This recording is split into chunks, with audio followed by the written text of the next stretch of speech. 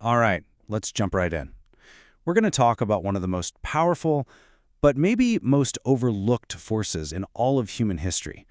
It's this deep tension that can push an entire society toward either this incredible creative boom or a total collapse.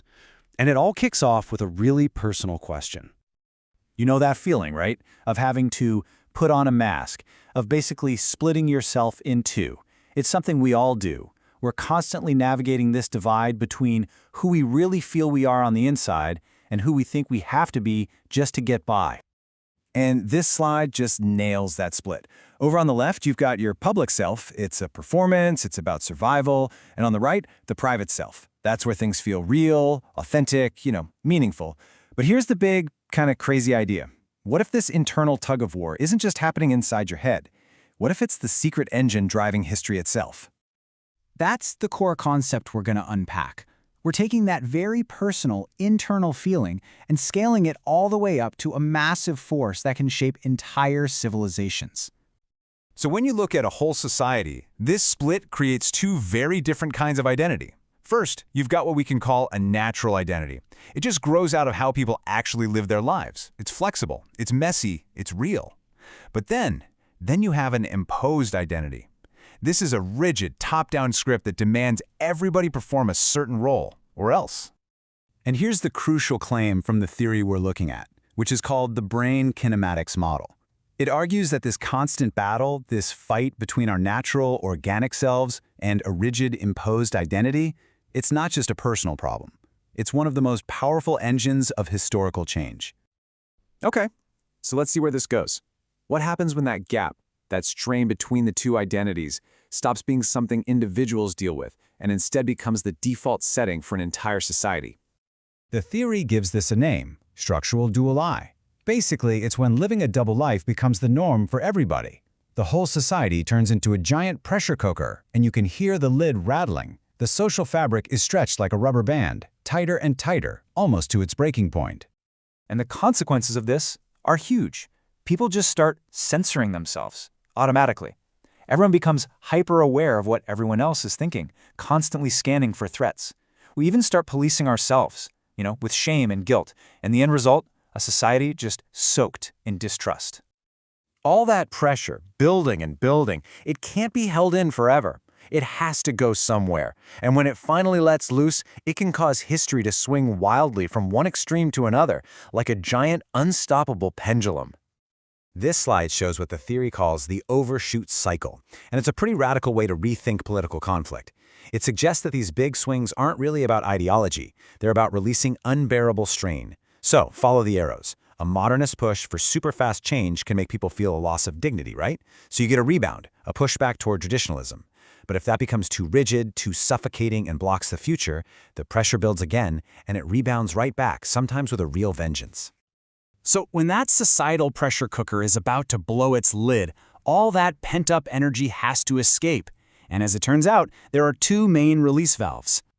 The first way out is actually constructive. The tension gets funneled into creativity. You'll see an explosion of art that's full of metaphors, really surreal humor, sharp satire.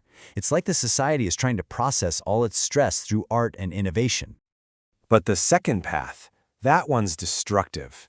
If the pressure can't find a creative outlet, it escapes through sheer force. This is where you get purity politics, where anyone who's different is labeled a traitor. You get scapegoating, simplistic single-story explanations for everything, and it can end in a violent rupture or authoritarianism. And look, this is not just some abstract idea.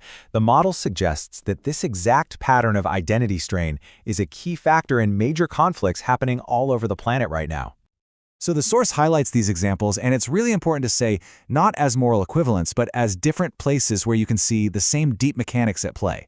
Whether it's a conflict over religious rules in Iran, competing national identities in Spain, or policies about cultural identity in China, the model argues the core pattern is the same. A powerful, top-down identity is being forced onto people, creating this massive strain against how they actually see themselves.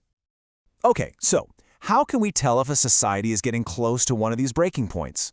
Well, the theory gives us something like a social pressure gauge to help us read the signs. This chart might look a little intimidating, but it breaks down to just two key things. First, on the vertical axis is identity pressure. That's how hard one identity is being forced on everyone. Then on the horizontal is closure capacity, which is basically just a fancy way of asking, do people trust their institutions to actually solve problems? Now look at that bottom right box. When you get high pressure combined with low trust, that's the danger zone. That's where you get oscillatory or explosive turnover. This quote from the source material just sums it all up perfectly. Trying to force unity from the top down doesn't actually create stability. It just bottles up all the energy for the next big explosion. So the theory gives us a really concrete checklist of early warning signs to watch for. Are stories about humiliation and dignity loss spreading like wildfire? Does an entire generation of young people feel like their future is completely blocked? Do you see compliance that's just for show? When you see all these dials blinking red at once, a society is getting dangerously close to its breaking point. And this is absolutely crucial. These aren't just signs of what we call polarization. The theory argues we might be seeing something much, much bigger. A society that's on the verge of a phase transition. I mean, like water turning to solid ice or boiling into steam. A fundamental change in its very state of being. So, if we boil this whole thing down, here's the entire story in 4 steps. 1. A rigid identity gets imposed on people. 2. A huge gap opens up between our public performance and our private self. 3. This gap creates an incredible amount of social strain. And 4. That strain has to be released one way or another. The only question is, will it be through creativity or will it be through rupture? Which leaves us with this final, powerful question to think about. When we look at all the turmoil and conflict in the world, are we really just watching a war of ideas? Or are we actually witnessing something far more primal? The desperate and sometimes explosive struggle of a collective identity that is simply fighting to breathe.